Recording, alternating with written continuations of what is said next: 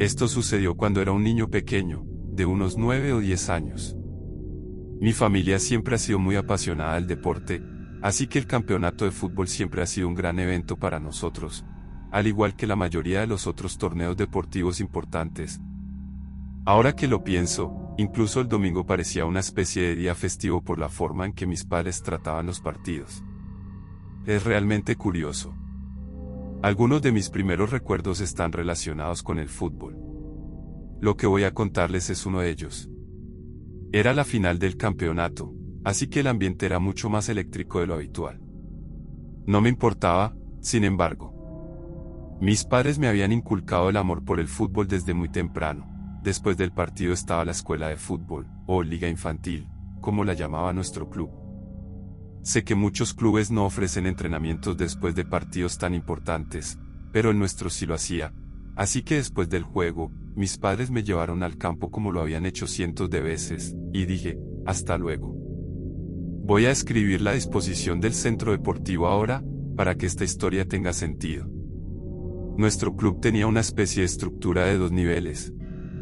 El campo principal estaba al aire libre, donde se llevaban a cabo los partidos y entrenamientos, y luego todos los vestuarios estaban en el sótano.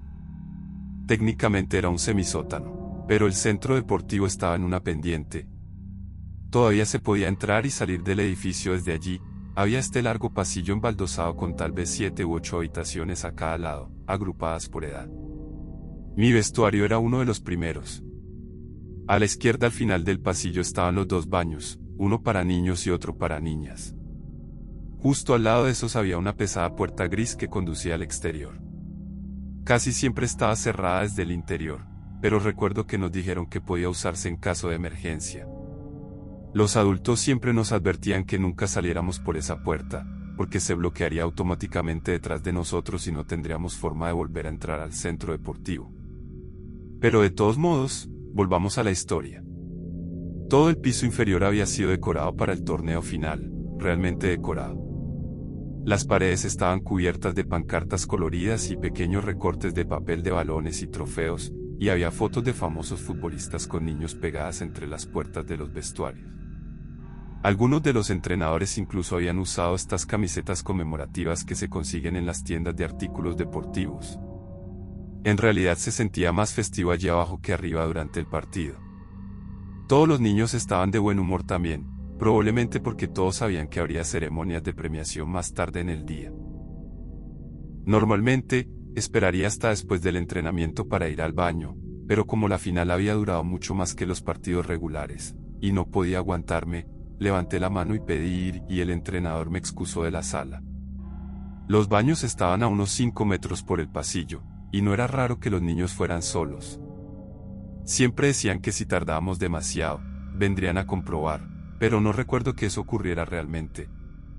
Así que salí silenciosamente mientras el resto del equipo estaba haciendo ejercicios de calentamiento y prácticas de pases. Entré en el baño de niños y cerré la puerta del cubículo detrás de mí. Estaba tranquilo, pero esos baños eran viejos. Todo lo que podía oír era el suave zumbido de las luces fluorescentes y el débil sonido de la voz de un entrenador haciendo eco por el pasillo. Pero mientras estaba sentado allí, de repente escuché este extraño sonido de raspado proveniente del cubículo junto al mío. No sonaba como nada normal, no como alguien moviéndose o desbloqueando una puerta. Era el sonido metálico lento e irregular como si algo estuviera siendo arrastrado o raspado contra el interior de la puerta, no fuerte, pero agudo. No recuerdo haber tenido miedo. Estaba principalmente confundido. Al principio, pensé que era otro niño, así que me mantuve en silencio y terminé mis asuntos. Mientras me lavaba las manos, sin embargo, miré en el espejo y vi que la puerta del cubículo se abría lentamente, pero en lugar de otro niño saliendo, era un hombre adulto que llevaba un atuendo de entrenador. Recuerdo cómo la insignia del equipo brillaba ligeramente y cómo el chándal se veía extraño. Era un poco holgado y manchado en lugares como si nunca hubiera sido lavado. La tela era más de un gris descolorido que un azul brillante, y uno de los logotipos en la chaqueta parecía haber sido cosido torcido. Pero lo curioso es que no recuerdo haber tenido miedo cuando lo vi. No, entonces, como dije, era bastante joven, y en mi mente, esto era solo un nuevo entrenador haciendo una visita sorpresa. De hecho sonreí cuando me di la vuelta. Creo que incluso dije algo como hola. Él no dijo nada al principio. Solo estaba allí, a medio salir del cubículo, mirándome. Su cabeza estaba ligeramente inclinada, y no se movía.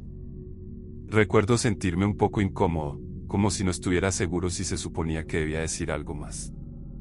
Entonces, después de una larga pausa, salió completamente y lentamente levantó uno de sus brazos señalando hacia la puerta, como si me estuviera guiando hacia afuera. Fue entonces cuando finalmente habló. Su voz era baja y áspera, pero todavía recuerdo las palabras exactas que dijo. Oye, tú eres el niño afortunado elegido. Tengo un premio especial para ti afuera. Ni siquiera dudé. Estaba emocionado, genuinamente entusiasmado ante la idea de que me hubieran elegido para algún tipo de premio especial del torneo. Creo que el hecho de que esto estuviera sucediendo en mi centro deportivo me dio una falsa sensación de seguridad o algo así. Empujé la gran puerta gris sin pensarlo 2 veces, sin siquiera recordar que se suponía que debía permanecer cerrada. El entrenador me siguió justo detrás, sin decir nada más. Comenzó a caminar por el pavimento hacia la esquina lejana del estacionamiento del centro deportivo. Había un coche estacionado allí atrás, mayormente oculto a la vista por el contenedor de basura y algunos arbustos escuálidos. Recuerdo pensar que era extraño que hubiera estacionado tan lejos y que ni siquiera tuviera una medalla o algo con él. En un momento, comenzó a tomarme de la mano. Estábamos quizás a mitad del camino a través del lote cuando lo vi. Un segundo entrenador saliendo del coche hacia el cual me estaba llevando. Al principio, simplemente dejé de caminar. Mi pequeño cerebro no sabía qué hacer con eso. Recuerdo mirar hacia atrás y adelante entre los dos, completamente confundido. No había visto ese coche antes, y ahora había 2 entrenadores. Algo en ello ya no se sentía emocionante. Simplemente se sentía mal. Hasta el día de hoy, siempre he pensado en lo que sucedió después como un golpe de suerte increíble. Uno de los entrenadores, creo que su nombre era Carlos, justo estaba caminando alrededor del centro deportivo, tal vez saliendo para preparar las ceremonias de premiación o comprobar algo afuera. Miró hacia el estacionamiento justo cuando me estaban llevando hacia el coche. Nunca olvidaré el sonido que hizo. Nunca he escuchado un grito más aterrador en mi vida. El hombre del chándal inmediatamente soltó mi mano y corrió hacia el coche, y sin pensar, yo salí corriendo en la dirección opuesta hacia Carlos. Una vez que estaba seguro en sus brazos, giré la cabeza justo a tiempo para vislumbrar el coche que ahora estaba saliendo a toda velocidad del estacionamiento. No estoy 100% seguro, pero estoy bastante seguro de que vi a otro niño en el asiento trasero de ese coche. Carlos ni siquiera estaba mirando, pero le dije lo que había visto, y me tomó en serio. Las siguientes horas son un poco borrosas. Carlos alertó a los otros adultos de inmediato, y la policía eventualmente me hizo contarles lo que sucedió. Me preguntaron sobre el niño que dije que vi en el asiento trasero, e hice lo mejor para describirlo, aunque solo lo había visto por una fracción de segundo, y ni siquiera estaba seguro si mi mente me estaba jugando una mala pasada o no. Mis padres fueron los más disgustados, y por una buena razón. Creo que mi madre lloró durante 1 hora seguida después de que llegamos a casa. La policía hizo seguimiento con el centro deportivo, pero nunca resultó en nada. No había niños desaparecidos en la zona, así que la policía realmente no tenía nada sobre lo que trabajar. La teoría más plausible era que quien hubiera estado en ese atuendo de entrenador de alguna manera tenía una llave para la puerta trasera y simplemente se sentó en el baño esperando a que un niño lo usara, y por pura desgracia, ese niño había sido yo. Todavía encuentro todo el asunto profundamente inquietante. Quien haya hecho eso debe haber estado familiarizado con el diseño del centro deportivo, de lo contrario no habría sabido dónde estacionar o esperar o incluso cómo salirse con la suya. Pero lo que más me asusta es que creo que realmente había un niño en el asiento trasero de ese coche. Es difícil que una final de campeonato vaya y venga sin que yo piense en esta experiencia.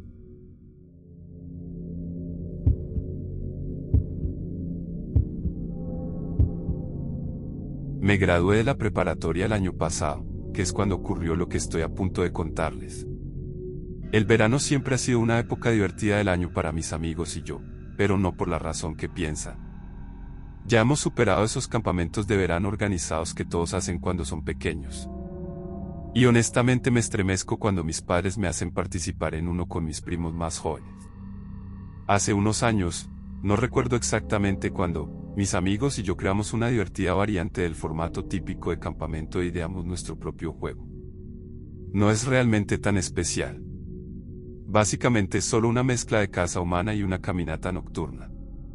Son dos equipos como en la caza humana, pero los buscadores también son responsables de esconder y proteger algunos objetos.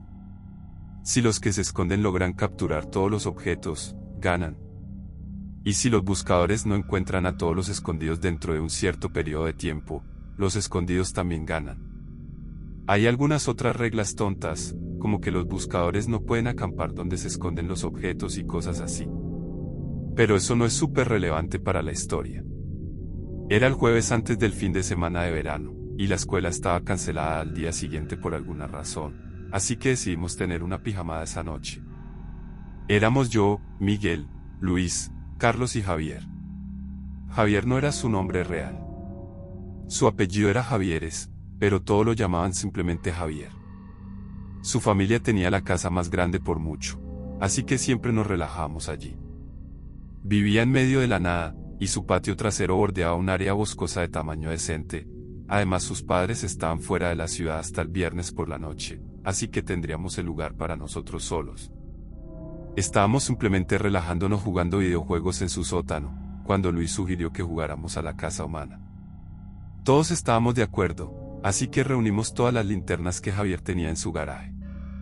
Usamos un generador de números aleatorios en el teléfono de Miguel para elegir equipos al azar, solo para mantenerlo justo e impredecible. Yo estaba en un equipo con Luis y Javier, y estábamos buscando. Miguel y Carlos se escondían. El padre de Javier tenía un montón de pequeños artículos de campamento arriba, así que tomamos un par de ellos y todos salimos. Habíamos jugado allí atrás muchas veces antes, así que ya conocíamos el diseño. El límite más lejano era la línea de la cerca, y los otros bordes eran el arroyo y la pendiente trasera que bajaba hacia el pasto de caballos del vecino de Javier. Configuramos temporizadores en nuestros teléfonos para dar a los escondidos suficiente tiempo para esconderse y a nosotros suficiente tiempo para esconder nuestros objetos. Una vez que pasaron 10 minutos, el juego había comenzado oficialmente. También debo mencionar que el sol ya se había puesto, pero todavía no estaba completamente oscuro. Una vez que sonó el temporizador, todos nos separamos para cubrir más terreno. Yo me desvié hacia la izquierda en un parche más espeso de árboles, mientras que Javier y Luis fueron por el otro lado. Mantuve mi mano sobre mi linterna, apenas iluminando el suelo cada pocos pasos para no tropezar, pero principalmente confiaba en la luz de la luna para ver. El juego era mucho más divertido cuando realmente sentías que te estabas moviendo sigilosamente. Y además, si uno de los escondidos veía un rayo de luz viniendo hacia ellos, simplemente huirían. Unos minutos después, pensé que vi algo moverse a 6 o 9 metros frente a mí. Al principio, no podía decir si lo estaba imaginando, pero luego lo vi de nuevo. Instantáneamente apagué mi linterna y me quedé inmóvil. Alguien estaba agachado detrás de un árbol más adelante. Quien fuera no debió haberme visto, de lo contrario definitivamente habría huido. No se movía, como si estuviera tratando de quedarse perfectamente quieto. Mi primera suposición fue que era Miguel. Siempre elegía lugares cercanos a los buscadores, pensando que nadie lo esperaría. Decidí intentar sorprenderlo. Me agaché un poco yo mismo y comencé a moverme lentamente, tratando de rodearlo por detrás. Cuando me acerqué lo suficiente, salté hacia adelante y me lancé hacia quien fuera que estuviera agachado allí, dándole un golpecito fuerte en el hombro y gritando, «Te atrapé». Pero en el segundo en que se dio la vuelta, sentí una ola de miedo invadirme. No era ninguno de mis amigos. Era un hombre adulto con el pelo rapado y estos ojos bien abiertos, como si estuviera drogado. Su ropa estaba toda rasgada y olía horrible. Estaba tan sorprendido que ni siquiera me di cuenta de lo que estaba pasando. Antes de que pudiera reaccionar, me derribó al suelo. Grité cuando golpeé la tierra, pero antes de que pudiera gritar de nuevo, sus manos estaban alrededor de mi garganta. Estaba presionando con todo su peso, y en ese momento, honestamente pensé que mi vida había terminado. No podía respirar, y no tenía la fuerza para dominarlo desde esa posición. Y entonces de la nada, se detuvo. Por el rabillo del ojo, vi un rayo de luz rebotando en los árboles en algún lugar detrás de nosotros. Uno de mis amigos debe haber estado corriendo hacia nosotros. El tipo también debe haber visto la luz, porque saltó sin decir una palabra, y corrió directamente hacia el bosque, desapareciendo casi inmediatamente. Me quedé allí jadeando, aún demasiado aturdido para moverme. Unos segundos después, Luis me alcanzó, me ayudó a levantarme y dijo que había visto todo. Quería perseguir a ese tipo, pero Luis me dijo que era una idea terrible. Así que los dos en cambio corrimos de regreso hacia la casa. Luis llamó al resto del grupo y les dijo a todos que regresaran inmediatamente a la casa de Javier. Una vez que todos nos reunimos, les conté a todo lo que había sucedido. Después de que Luis llenó el resto de los vacíos, todos comenzaron a hablar uno sobre el otro, pero luego Carlos dijo algo que nos calló a todos. Dijo que antes de que el juego incluso comenzara, es decir, antes de que los 10 minutos iniciales hubieran terminado, vio a dos personas caminando a través de los árboles cerca de donde él se estaba escondiendo. Dijo que se movían lentamente, como si estuvieran explorando o esperando algo. Y en realidad se había enojado en ese momento porque pensaba que eran dos de los buscadores haciendo equipo y rompiendo las reglas. Fue entonces cuando yo, Luis y Javier nos miramos y inmediatamente sacudimos la cabeza. Ninguno de nosotros había estado caminando juntos, y no había manera de que pudiéramos haber llegado hasta su lado en un periodo de tiempo tan corto. De todos modos, la realización nos golpeó a todos a la vez. Si no éramos ninguno de nosotros, entonces había al menos otras 3 personas en esos bosques esa noche, una que me atacó y 2 más que se movían antes de que el juego hubiera comenzado. En ese momento, me di cuenta de lo inteligente que había sido al escuchar a Luis y no perseguir a mi atacante. Podría haberme salvado de caminar directamente hacia una emboscada. Les dije a todos que necesitábamos llamar a la policía. Quiero decir, literalmente había sido atacado. Pero en el segundo en que lo dije, Javier me interrumpió. Se puso extrañamente serio y dijo, no vamos a llamar a nadie. Le pregunté de qué diablos estaba hablando, y él dijo que técnicamente estaba castigado y, más allá de eso, no se le permitía recibir a nadie mientras sus padres estaban fuera de la ciudad, por lo que involucrar a la policía lo metería en serios problemas. Le dije que esta era una situación seria y valía la pena involucrar a la policía, pero él no cedió. El resto de los chicos estaba un poco atrapado en el medio. Nadie quería poner a Javier en una mala posición con sus padres, pero podía notar que todos estaban teniendo dificultades para simplemente fingir que toda la cosa no había sucedido. Finalmente, cedí y acepté no llamar a la policía e intentar disfrutar del resto de la noche, pero estaba seriamente conmocionado. Terminé yendo a la cama temprano esa noche y dejé la casa de Javier a la mañana siguiente antes de que cualquier otra persona estuviera despierta. Esto podría sorprender a algunos de ustedes, pero en realidad no me vi muy afectado por esta experiencia. Soy muy de la mentalidad de que las cosas suceden y las personas deben seguir adelante, así que eso es lo que hice. De todos modos, aproximadamente una semana después de que todo sucedió, Javier nos dijo a todos que se sentía mal por dejar esos artículos de campamento en el bosque, así que había ido a recogerlos, aunque estaba aterrorizado. Todos nos reímos de eso, pero su comentario me hizo pensar en esa noche y contemplar un poco mi vida. No tengo idea de qué estaban haciendo esos hombres en esos bosques esa noche, pero puedo decir con confianza que no pasaré la noche en la casa de Javier pronto. De todos modos, ahora estoy en la universidad, y estoy muy lejos del patio trasero de Javier, pero como el verano se acerca el próximo mes, me acordé de esta historia.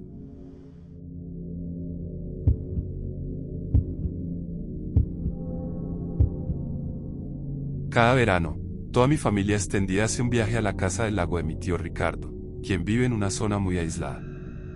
El año pasado no fue diferente. El tío Ricardo vive en una casa grande que se encuentra en una amplia extensión de terreno, rodeada de agua por un lado y un denso bosque de pinos por los otros. Aunque he estado allí muchas veces antes, nunca he explorado realmente el bosque de pinos detrás de su casa. No soy muy aficionado a las caminatas, así que nunca he tenido mucho interés en el aire libre. Temía el viaje, para decirte la verdad. Nunca me he relacionado mucho con ese lado de mi familia. Todos son súper aficionados a las actividades al aire libre, pescan y navegan y cosas así, y la mayoría de ellos han vivido en el mismo lugar toda su vida. Cada vez que estoy con ellos, me siento como el elemento extraño. Además, la mayoría de mis primos son mucho mayores que yo, ya casados con hijos o trabajando en algún tipo de negocio náutico. El único remotamente cercano a mi edad es Daniel. Es un par de años mayor que yo, y en realidad bastante tranquilo. Siempre terminamos juntos durante estos viajes familiares, simplemente por defecto. Él sabe que no encajo realmente con el resto de ellos, así que generalmente es bueno haciéndome compañía sin que sea incómodo. En fin, hicimos el viaje a casa del tío Ricardo tarde el viernes por la noche. Soy hijo único, así que en el coche solo estábamos mis padres y yo. Estaba exhausto por el viaje, así que me fui a la cama casi inmediatamente. A la mañana siguiente, Daniel y yo pasamos un par de horas en el sótano del tío Ricardo jugando al billar. Ninguno de los dos era bueno, pero era mejor que estar sentados arriba. La casa ya estaba llena de parientes para entonces. Ya sabes cómo es el caos habitual de las vacaciones. Nos quedamos principalmente abajo, tranquilos, evitándolo todo. No había televisión allí abajo, así que Daniel puso algo de música en su teléfono, y los dos hablamos sobre algunos dramas familiares tontos, ni siquiera vale la pena mencionarlos aquí. Mientras jugábamos, Daniel seguía hablando sobre el bosque de pinos detrás de la casa del tío Ricardo. Decía que se extendía por kilómetros, y que casi nadie iba lo suficientemente lejos para ver las cosas interesantes que había allí. Hablaba de lo mágico que se sentía y de lo hermoso que era el aislamiento. Yo mayormente asentía. Las charlas sobre la naturaleza no eran lo mío, pero claramente a él le encantaba. No estoy seguro de cómo, pero más tarde ese día, Daniel me convenció de dar un paseo por la naturaleza con él.